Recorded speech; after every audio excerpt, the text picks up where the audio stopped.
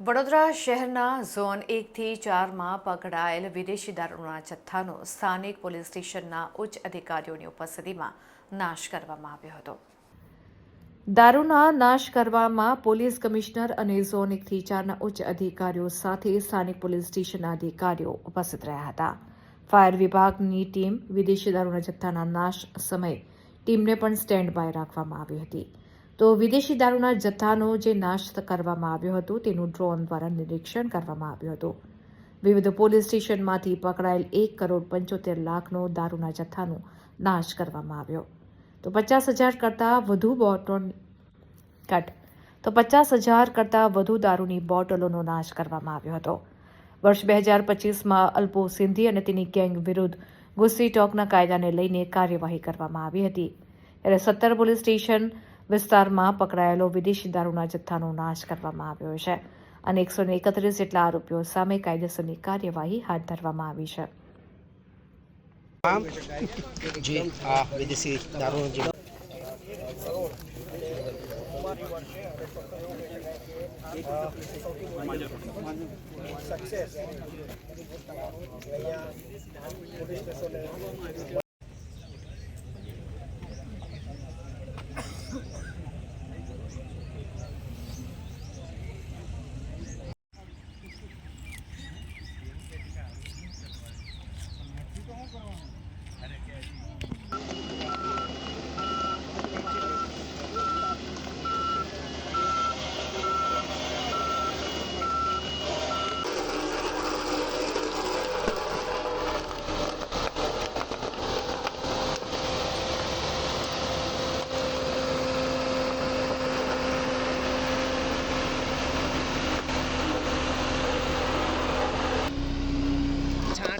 છાંટા આયા કરે।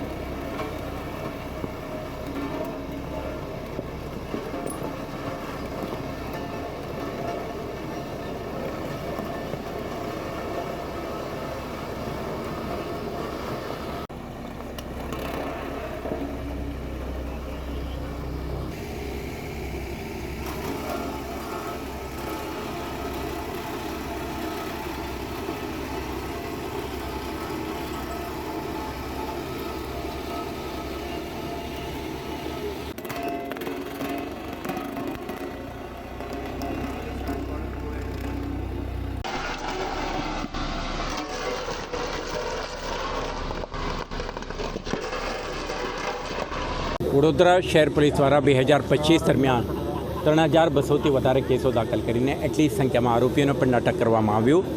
આ કેસોના તપાસ દરમિયાન આપણે 9,54,00,000થી વધારે રકમની મુદ્દામાલ પણ જપ્ત કરવામાં આવ્યું છે। તો આજે તમે જોઈ શકશો કે 17 પોલીસ સ્ટેશનના જ્યુરિસ્ડિક્શનમાં કબજા કરેલ 1.71 કરોડથી વધારે કિંમતની 50,000થી વધારે સંખ્યાના બોટલો નાશ કરવામાં આવી રહ્યું છે। આપણા વડોદરા શહેર police the Gujarat prohibition act 1949ના કડક અમલીકરણ માટે આપણા કમિટમેન્ટ સાથે કામ કરી રહ્યા છે અને આ ભાગરૂપે જે ઉત્પાદન, સંગ્રહ, વેચાણ અને કન્ઝમ્પશન કરતા વ્યક્તિઓ વિરુદ્ધમાં આપણા ક્રેકડાઉન કરી છે। વર્ષ દરમિયાન આપણા 131થી વધારે સંખ્યાના આરોપીઓને prevention of anti social activity અંતર્ગત ડિટેન્શન પણ કરી છે અને 15 આરોપીને આપણા કાર્યક્ષેત્રમાંથી બહાર કાઢીને તડીપાર પણ કરી છે, જેથી કરીને આવા પ્રવૃત્તિઓ ઉપર નિયંત્રણ રહે અને સાથે સાથે સેક્શન 93 પ્રોહિબિશન એક્ટ 1949 અંતર્ગત જે જામીન આપીને પછી જામીનના ભંગ કર્યા છે એવા લગભગ 89 આરોપીઓ વિરુદ્ધમાં કાર્યવાહી કરીને 5,50,000થી વધારે રકમ દંડ તરીકે વસૂલવામાં પણ આવી છે।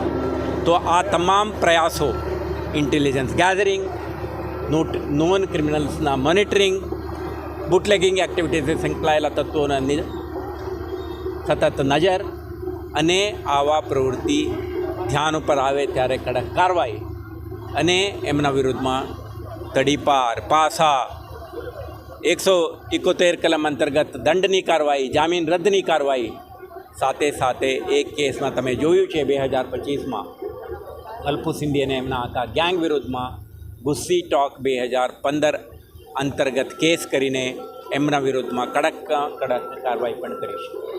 તો આ પ્રકારની એક કડક વલણ સાથે વર્ષ 2026 દરમિયાન વડોદરા શહેર પોલીસ સક્રિય રહેશે અને આવા તત્વો વિરુદ્ધમાં કડકમાં કડક કાર્યવાહી કરશે. વડોદરા શહેરના પોલીસ કમિશનર અહીંયા ઉપસ્થિત છે. બપોરે તેની તમે સાથે